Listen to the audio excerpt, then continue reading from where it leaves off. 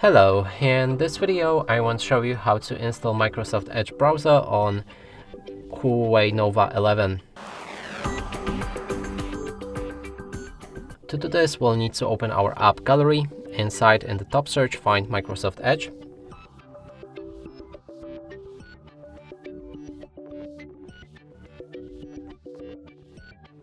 Install it.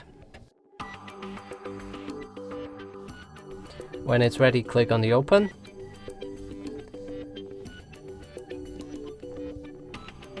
And the first thing is introduction. You can read through it to learn some interesting features about this browser. I'm gonna skip it.